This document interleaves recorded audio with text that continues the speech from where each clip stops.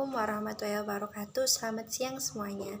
Perkenalkan, nama saya Hamdatul Karimah selaku moderator dengan NIM 214031184 bersama dengan rekan saya Johan Effendi dengan NIM 214031183 dan Dela Fitri Al-Rinjani dengan NIM 214031185. Kami akan mempresentasikan makalah dengan judul Kaidah Muamalah 7, 8, dan 9.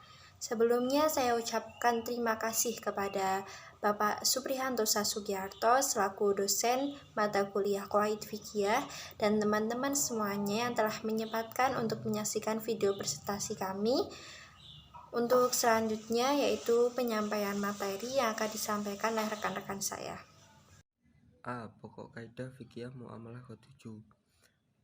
Dasar kaidah. Para ulama sepakat apabila seseorang mengatakan sesuatu tergantung kepada niat orang yang mengucapkannya. Oleh karena itu, apabila dalam akad secara lisan kalimat yang diucapkan oleh pihak yang berakad dengan lafaz yang jelas, maka hukum yang diperoleh adalah sesuai dengan lafaz itu.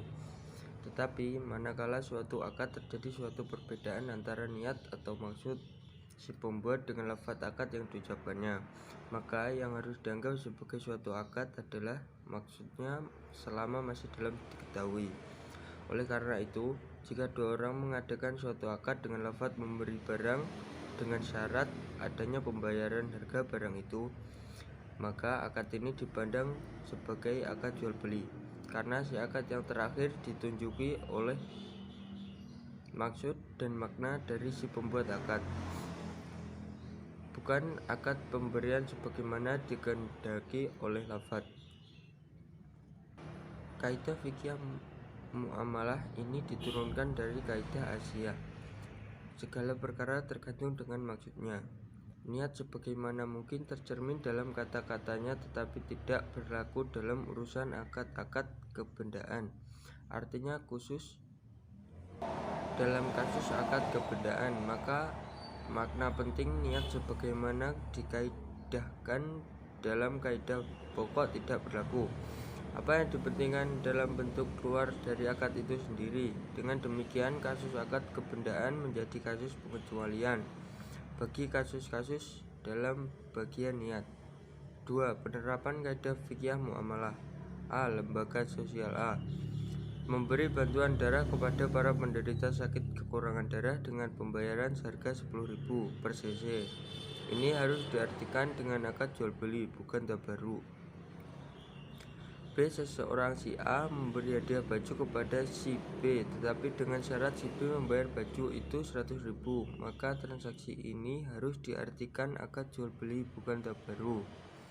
C. Pinjam dengan syarat dibayar adalah akad ijarah.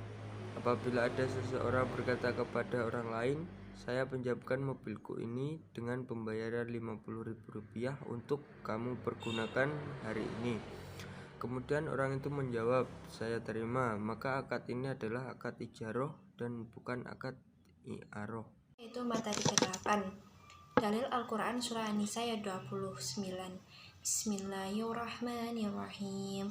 Ya ayyuhalladzina amanu la ta'kulu amwalakum bainakum bil batili illa an takunu tijaratan an taradin minkum. Yang artinya, hei orang-orang yang beriman, janganlah kamu saling makan harta samamu dengan jalan yang batil, kecuali dengan jalan perniagaan yang berlaku dengan suka sama suka di antara kamu.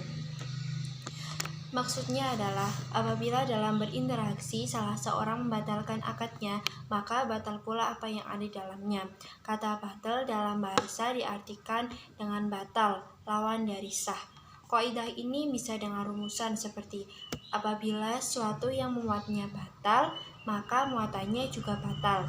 Abdul Karim Zaidan mengatakan, apabila dalam suatu kepemilikan atau tasarruf terdapat beberapa langkah-langkah, maka hukumnya tetap dengan tetapnya hukum tasarruf yang mencakupnya. Hukum langkah-langkah itu batal jika hukum tasarruf yang mencakupnya batal. Misalnya, apabila dalam jual beli si pembeli membatalkan harga yang telah diberikan, maka batal pula hak terhadap barang yang telah diterimanya.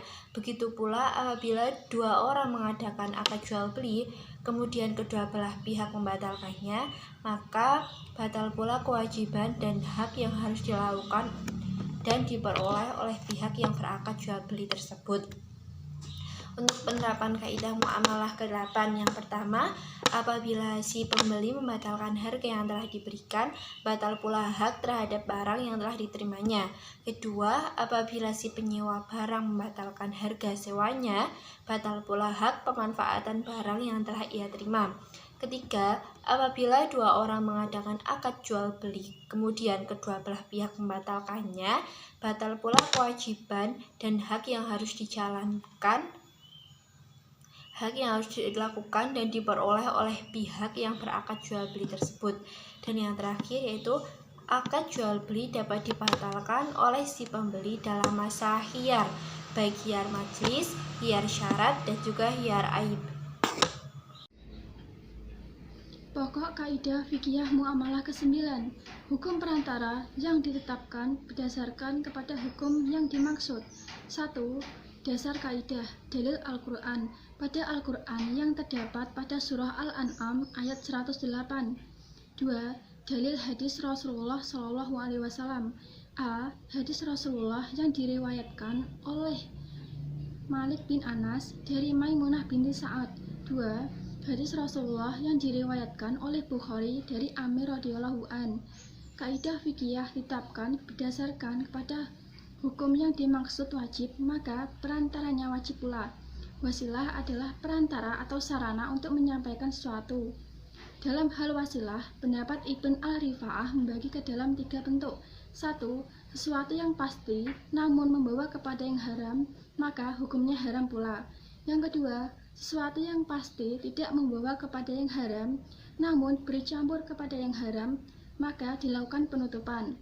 3. Sesuatu yang dapat membawa kepada yang diperbolehkan dan dapat membawa pula yang haram. Penerapan kaidah fikih muamalah. 1. Hutang piutang, baik pembayarannya 1 kali pada jatuh tempo. 2. Jual beli adalah sesuatu yang diperbolehkan, sedangkan berbuat zalim kepada orang adalah sesuatu yang haram. Penyampaian materi dari kelompok kami, apabila ada salah kata maupun ada pertanyaan yang ditanyakan, silahkan nanti ditanyakan. Kurang lebihnya mohon maaf. Wassalamualaikum warahmatullahi wabarakatuh.